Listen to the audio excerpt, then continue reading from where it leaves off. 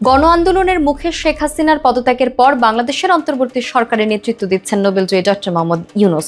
আর এই পালা বদলকে ইতিহাসের মোড় ঘোরানো মুহূর্ত বলে অভিহিত করেছেন যুক্তরাষ্ট্রের সাবেক পররাষ্ট্রমন্ত্রী হিলারি ক্লিনটন। টাইম ম্যাগাজিনে এক মুখবন্ধে হিলারি লিখেছেন, ছাত্রদের নেতৃত্বে স্বৈরশাসকের পতনের পর ইউনূস গণতন্ত্রের দিকে জাতিকে পরিচালিত করছেন। তিনি বলেন যে দারিদ্র্য বিমোচনের জন্য ক্ষুদ্র ঋণ দিয়ে যেভাবে নারীদের জীবন বদলে দিয়েছেন, তেমনি এখন মানবাধিকার ও জবাবদিহিতা প্রতিষ্ঠায় নেতৃত্ব দিচ্ছেন। 2024 সালের 5ই আগস্ট শেখ হাসিনার পদত্যাগের পর রাষ্ট্রপতি শাহাবুদ্দিন জাতীয় সংসদ বিলুপ্ত করেন।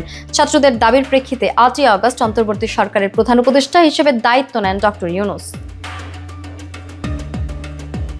হিলারি জানিয়েছেন, 1980-এর দশকে ডক্টর ইউনূসের সাথে আরকানসাসে তার প্রথম দেখা হয়। গ্রামীণ ব্যাংকের আদলে যুক্তরাষ্ট্রে কর্মসূচি গড়ে তুলতেও তিনি সহায়তা করেছিলেন।